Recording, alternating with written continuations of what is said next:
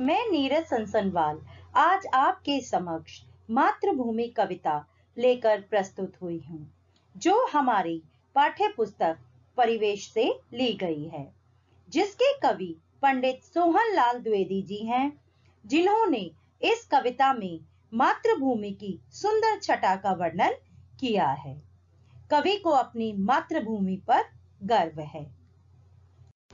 आइए सर्वप्रथम मैं आपको पंडित सोहनलाल द्विवेदी जी के जीवन परिचय से अवगत कराती हूँ। सोहनलाल द्विवेदी जी का जन्म सन 1906 ईस्वी में हुआ। मृत्यु 29 फरवरी सन 1988। जन्म स्थान बिंदकी फतेहपुर। रचनाएं भैरवी, पूजा गीत, प्रभाती और चेतना, बासंती, दूध बताशा, शिशु भारती, बाल भारती, बिगुल, बांसुरी, कुणाल, वासवदत्ता और विश्वपान इनकी रचनाएं थी। तो आइए बच्चों, सर्वप्रथम मैं आपको मातृभूमि का अर्थ बताना चाहूंगी। मातृ यानी माँ, भूमि यानी पृथ्वी। इन दो शब्दों को जोड़कर बनता है शब्द मातृभूमि, जिसका अर्थ होता है माँ के समान भूमि। मातृभूमि वह भूमि है जहाँ मनुष्य जन्म लेता है, उसकी मिट्टी में खेलकर बड़ा होता है, उस मिट्टी से अपने प्राणों से भी ज्यादा प्रेम करता है और उसे माँ का स्थान देता है। उसे ही हम मातृभूमि कहते हैं। प्रत्येक मनुष्य के लिए उसकी मातृभूमि की अहम भूमिका होती है, जिसे शब्दों में बयान नहीं किया जा सकता। मातृभूमि कविता देश प्रेम पर आधारित कविता है, जिसमें द्विवेदी जी ने भारत भूमि की भौगोलिक, प्राकृतिक, पौराणिक, ऐतिहासिक और सांस्कृतिक महिमा का गुणगान अपनी इस कविता में किया है। वे अपने आप को गौरवान्वित महसूस करते हैं कि उन्होंने इस भारत देश में जन्म लिया है। तो आइए बच्चों, मैं कविता का सस्वर वाचन करते हुए आपको कविता का अर्थ बताऊंगी। ध्यानपूर्वक सुनिए। अब आगे सस्वर वाचन कर रही हूँ, ध्यानपूर्वक सुनिए। ऊंचा खड़ा हिमालय आकाश चूमता है, नीचे चरण तले झुक नित सिंधु झूमता है। गंगा यमुन त्रिवेणी नदियां लहर रही हैं, जगमग छटा निराली पग पग चहर रही है। वह पुण्य भूमि मेरी, वह स्वर्ण भूमि मेरी, वह जन्म भूमि मेरी, वह मातृभूमि मेरी। आगे इन पंक्तियों में कवि भारत देश की भौगोलिक स्थिति का वर्णन करते हुए कहते हैं कि इस देश में उत्तर दिशा में हिमालय स्थित है। हिमालय उत्तर दिशा में स्थित है तथा हिमालय की ऊंचाई को देखकर ऐसा प्रतीत होता है जैसा कि वह मानो आकाश को छू रहा हो, अर्थात चूम रहा हो। हिंद महासागर, जो कि भारत के दक्षिण दिशा में स्थित है, उसे देखकर ऐसा प्रतीत होता है मानो वह भारत भूमि के पैरों के नीचे निरंतर झूमता रहता है, अर्थात उनके पैरों को धोता हुआ सा प्रतीत होता है। अर्थात कहने का अभिप्राय यह है, सागर भी इस पावन भूमि के पैर धोते हुए सा प्रतीत हो रहा है। आगे इन पंक्तियों में कवि इलाहाबाद के प्रयागराज तीर्थ त्रिवेणी के संगम का महत्व बताते हुए कहते हैं कि भारत भूमि में गंगा, जमुना और सरस्वती का संगम दर्शनीय है। इन तीन नदियों के माध्यम से कवि हमें एकता में अनेकता का संदेश देना चाहते हैं। संगठन में ही शक्ति है, यह त्रिवेणी के संगम की विशेषता है। इन तीनों नदियों में निरंतर लहरें उठती रहती हैं, जिसका सौंदर्य देखते ही बनता है। भारत इन्हीं विशेषताओं के कारण भारत को पुण्य आत्माओं की भूमि कहा जाता है। भारत को सोने की चिड़िया भी इसलिए कहा जाता था क्योंकि यहाँ की मिट्टी अत्यंत उर्वरा अर्थात उपजाऊ है। यहाँ अत्यंत मात्रा में अन्न और खनिज प्राप्त होते हैं, इसीलिए इसे स्वर्ण भूमि भी कहा जाता है। इस पवित्र धरती पर हमने जन्म लिया है, इसीलिए यह धरती हमारी जन्मभूमि है। यह धरती हमारा लालन पालन माँ के समान करती है, इसीलिए हमने इसे मातृभूमि की संज्ञा भी दे दी है। तो आइए बच्चों, अब मैं इन पंक्तियों का सस्वर वाचन करते हुए इनका अर्थ आपको समझाती हूँ। झरने अनेक झरते जिसकी पहाड़ियों में, चिड़िया चहक रही हैं हो मस्त झाड़ियों में।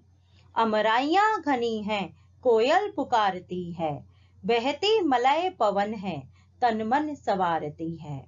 वह धर्म भूमि मेरी, वह कर्म भूमि मेरी, वह जन्म भूमि मेरी, वह मातृभूमि मेरी।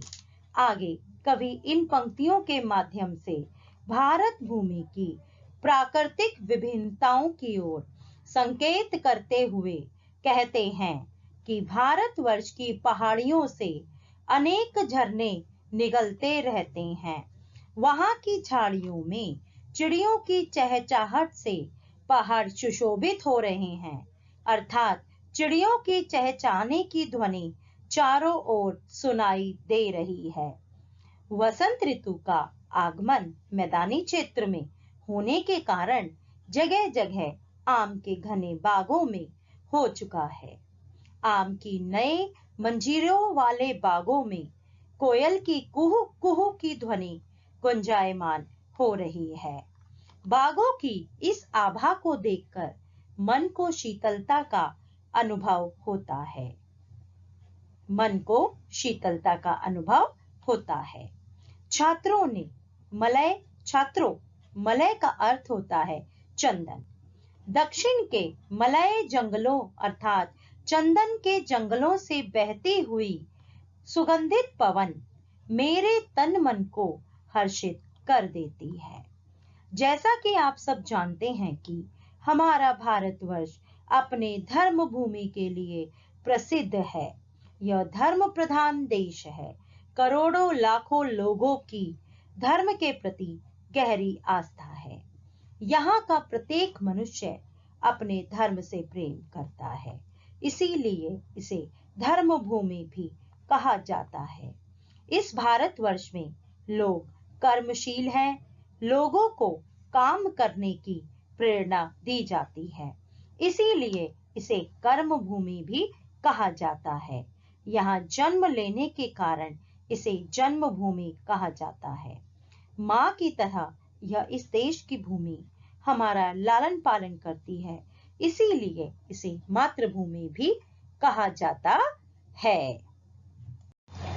चलिए बच्चों, आगे की पंक्तियों का सस्वर वाचन करते हुए अर्थ समझाते हुए आपको आगे व्याख्या समझाती हूँ। जन्मे जहां थे रघुपति, जन्मी जहां थी सीता, श्री कृष्ण ने सुनाई वंशी पुनीत गीता। गौतम ने जन्म लेकर जिसका सुयश बढ़ाया, जग को दया सिखाई, जग को दिया दिखाया। वह युद्ध भूमि मेरी, वह बुद्ध भूमि मेरी, वह मातृभूमि मेरी, वह जन्म भूमि मेरी। तो आगे कवि इन पंक्तियों के माध्यम से भारत भूमि की सांस्कृतिक, पौराणिक और ऐतिहासिक गाथाओं को उजागर करते हुए कहता है कि भारत की इस पुण्य भूमि में स्वयं ईश्वर ने अवतार लिया था, अर्थात दशरथ पुत्र राम और जनक पुत्री सीता ने यहीं इस पावन मिट्टी में त्रेता युग में जन्म लिया था और इस मिट्टी में जन्म लेकर इस मिट्टी को पवित्र बना दिया था। इनके जन्म का उद्देश्य लोगों को मर्यादाओं का ज्ञान कराना था। तो दूसरी तरफ द्वापर युग में श्री कृष्ण ने इसी पावन भूमि पर अवतार लिया। श्री कृष्ण ने मानवीय लीलाओं के द्वारा मधुर मुरली वादन किया। जहां श्री कृष्ण मधुर व्यक्तित्व वाले व्यक्ति दृष्टिगत हो रहे हैं। तो वहीं दूसरी ओर श्री कृष्ण ने निराश हताश अर्जुन को कुरुक्षेत्र के युद्ध में गीता का संदेश भी यहीं इस पुण्य भूमि में दिया था। न जाने कितने ही महापुरुषों ने इस भारत देश में जन्म लिया। राम, सीता, श्री कृष्ण के अलावा गौतम बुद्ध ने भी इसी पावन भारत भूमि पर जन्म लिया और इस संसार को दया और ज्ञान का प्रकाश दिखाया था। साथ ही पूरे विश्व को शांति और अहिंसा का संदेश भी दिया था। कवि कहते हैं कि भारत की भूमि पर अनेक युद्ध हुए, इसीलिए इसे युद्ध भूमि भी कहा गया है। गौतम बुद्ध ने भी इसी पावन धरती पर जन्म लिया था, तो इसे बुद्ध भूमि की संज्ञा भी दिया गया है और यहाँ जन्म लेने के कारण इसे जन्मभूमि भी कहा जाता है। और माँ की तरह इस भूमि ने हमारा लालन पालन किया, तो इसीलिए इसे मातृभूमि भी कहा जाता है। तो बच्चों, इस कविता का संदेश यह है। इस कविता में कवि ने भारत के भौगोलिक, प्राकृतिक एवं गौरवशाली अतीत का वर्णन किया है। वह उन पर गर्व करते हुए हिमालय, सागर, झरने तथा अमराइयों की प्रशंसा करते हैं। कवि स्वयं को धन्य मानते हैं कि उनका जन्म इस भूमि पर हुआ, जहाँ राम, सीता, कृष्ण एवं गौतम बुद्ध जैसे महापुरुषों ने जन्म लिया। अतः उनके द्वारा दिखाए गए मार्ग पर ही चलने की हम सबको कवि सोहनलाल द्विवेदी जी प्रेरणा दे रहे हैं। धन्यवाद। वीडियो अच्छी लगी हो तो इस वीडियो को लाइक, कमेंट, शेयर कर देना और मेरे इस चैनल को सब्सक्राइब जरूर कर देना। अगर आपको मेरी और कविताओं की वीडियो चाहिए तो साइड में एक बेल आइकन है, उसे भी आप प्रेस कर देना, जिससे आपको मेरी सभी वीडियो की नोटिफिकेशन मिल जाएगी।